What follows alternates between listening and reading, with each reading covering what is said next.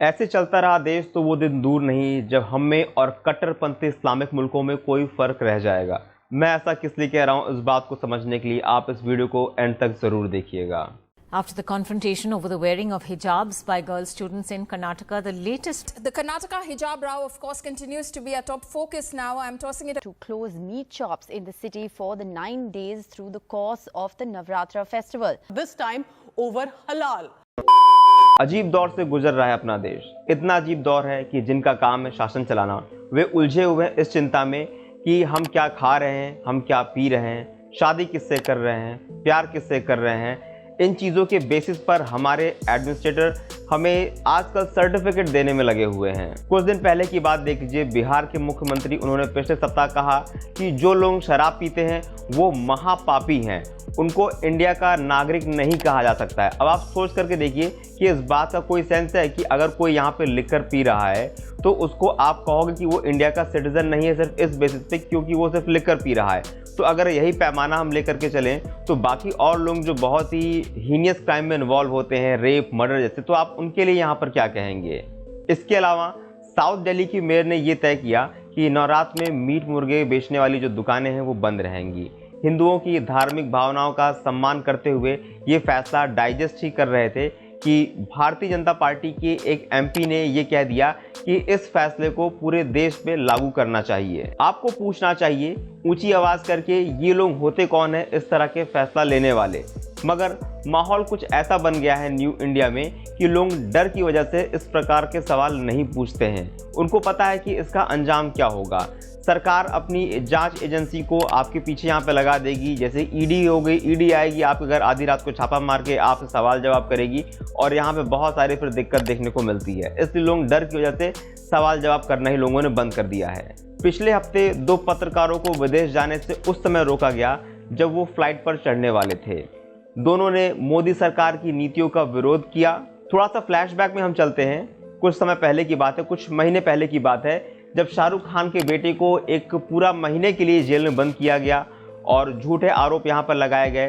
तो जब इतने बड़े सेलिब्रिटी, इतने बड़े लोगों के ऊपर यहाँ पे इस तरीके का आरोप लगा के उनको यहाँ पर इस तरीके से परेशान किया जाता है, तो आप यहाँ पे सोच सकते हैं कि आम जनता या हम और आप जैसे आम लोग हैं, अगर वो यहाँ पे सरकार से सवाल करेंगे तो यहाँ पर उनका क्या होगा। इसलिए लोग डर की वजह से सरकार से सवाल नहीं करते हैं। लेकिन डर के सही अब सवाल तो यहाँ पे पूछना ही चाहिए लोगों को कि लोगों की निजी ज़िंदगी में इस तरीके के फैसले लेने वाले आजकल सरकारी अधिकारी और राजनेता कौन होते हैं, वो इस तरीके के फैसले यहाँ पर क्यों ले रहे हैं। जब आप अपना काम नहीं कर पा रहे हैं तो आप लोगों की निजी ज़िंदगी में यहाँ पर दखल क्यों दे रहे हैं। इसके अलावा और भी बहुत सारे ऐसे मुद्दे हैं। और अगर हम यहाँ पर देखें, चाहे फिर आपका स्कूल हो, अस्पताल हो, सब बेहाल है। महंगाई का आलम यहाँ पर ये है कि पिछले हर 2 हफ्ते में यहाँ पे पेट्रोल के प्राइसेस, डीजल के प्राइसेस यहाँ पर लगातार बढ़ ही रहे हैं। और जिनका काम है इन चीज़ों को ठीक करना, वे उलझे हुए हैं यहाँ पर कि कौन क्या खाएगा, कौन क्या नहीं खाएगा, इस पे यहाँ पे पाबंदी लगाने में, ताकि एडमिनिस्ट्रेटिव फेलियर से जनता का ध्यान उसको हटाया जा सके। और ये पूरी एक सोची समझी स्ट्रैटेजी के तहत यहाँ पे किया जा रहा है कि हिंदू और मुसलमानों के बीच में टेंशन क्रिएट किया जाए ताकि असली जो मुद्दे हैं उनसे जनता का ध्यान जो है वो भटकाया जाए। कर्नाटक में चुनाव नज़दीक आ रहे हैं, तो वहाँ पे अभी हिजाब का मामला कुछ दिन तक चला।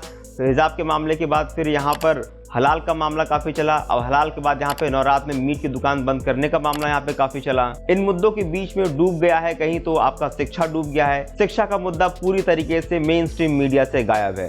हालांकि स्कूल अब खुल गए हैं, लगभग 2 साल बंद रहने के बाद स्कूल खुले हैं, लेकिन समस्या यहाँ पर यह है कि लाखों की तादाद में अभी भी देश में ऐसे बच्चे हैं जो लिखना पढ़ना भूल चुके हैं। 2 साल बाद वो स्कूल लौट रहे हैं लेकिन उनको लिखना पढ़ना नहीं आता है, वो भूल चुके हैं। उन्होंने जो भी सीखा वो सब कुछ पूरा वॉश हो चुका है। हालांकि अनुमान ये लगाया जा रहा है कि भारत में लगभग 60% बच्चे ऐसे हैं जो पिछले 2 सालों में ऑनलाइन पढ़ाई करने के काबिल नहीं थे। क्यों? इसलिए क्योंकि उनके माता पिता उनको स्मार्टफोन दिला सके इतनी उनकी क्षमता नहीं थी। इन बच्चों में कुछ ऐसे भी बच्चे हैं जो 10 और 11 साल के हैं, लेकिन वो अक्षर तक नहीं पहचान पाते हैं। अब आप सोच के देखिए क्या सिचुएशन हो गई है हमारे इंडिया में एजुकेशन को लेकर के। कोरोना ने हमें अगर सिखाया होता कि हेल्थ सर्विसेज में गंभीर खामियां हैं तो कुछ तो इस महामारी से लाभ होता, लेकिन ऐसा कुछ भी नहीं हुआ। आज भी 1445 इंडियन पे सिर्फ एक डॉक्टर है, बल्कि WHO के हिसाब से 1000 पे कम से कम एक डॉक्टर हमेशा उपलब्ध होना चाहिए। इसके अलावा अगर हम यहाँ पर देखें, रशिया और यूक्रेन के बीच में जब यहाँ पे क्राइसिस शुरू हुई तब यहाँ पे मालूम चला कि मेडिकल कॉलेज की हमारे इंडिया में कितनी कमी है। हमको तब मालूम हुआ जब यूक्रेन से हमारे 20,000 मेडिकल छात्रों को घर वापस लाया गया, तब यहाँ पर समझ में आया कि हमारे यहाँ मेडिकल कॉलेज काफ़ी कम है। कितने सारे ऐसे बच्चे हैं जो यूक्रेन में जाकर के पढ़ते थे। आई थिंक शायद आप में से बहुत लोगों ने तो कभी यूक्रेन का जिक्र भी नहीं सुना होगा कि काफ़ी सारे इंडिया के बच्चे जो है वो यूक्रेन में जाके मेडिकल की पढ़ाई कर रहे हैं। अदरवाइज़ यहाँ पर लोग यूरोपियन कंट्रीज़ या USA या लंदन ये जानते हैं कि वहाँ पर आप जा कर के कोई हायर स्टडीज़ के लिए जा रहे हैं। बहुत ही शायद कम ही लोग यहाँ पर जानते होंगे कि बहुत सारे बच्चे यहाँ पर मेडिकल की पढ़ाई के लिए वो यूक्रेन जाया करते थे। ऐसा क्यों है कि इन चीज़ों की बात करने के बदले हमारे नेता लोग ऐसे मुद्दे को उठाने में लगे रहते हैं जो पूरी तरीके से बेमतलब है और जिससे देश में हिंदू और मुसलमानों के बीच में एक बहुत ही गहरी दरार पैदा होती जा रही है। ऐसा सवाल करने पे पत्रकार भी तैयार नहीं है न्यू इंडिया में। और डर तो इतना है हमें कि जब WHO ने पिछले हफ्ते यहाँ पे ये डिक्लेयर किया कि हमारे देश की वैक्सीन में यहाँ पे कमी है जिनको सुधार के बिना इस्तेमाल नहीं किया जा सकता है, तो शायद ही किसी अखबार या किसी टीवी चैनल ने इसका जिक्र किया हो, और अगर किसी ने इसका जिक्र किया भी होगा तो बहुत ही दबी जुबान में इसका जिक्र किया होगा। अब इन सब का नतीजा क्या है? नतीजा ये है कि आगे आने वाले भविष्य में, नियर फ्यूचर में, देश के बड़े बड़े मुद्दे यही होने वाले हैं कि नवरात्र में हमको क्या खाना चाहिए, क्या नहीं खाना चाहिए, और क्या शराब पीने से हम वास्तव में अपनी इंडियन आइडेंटिटी को खो देते हैं।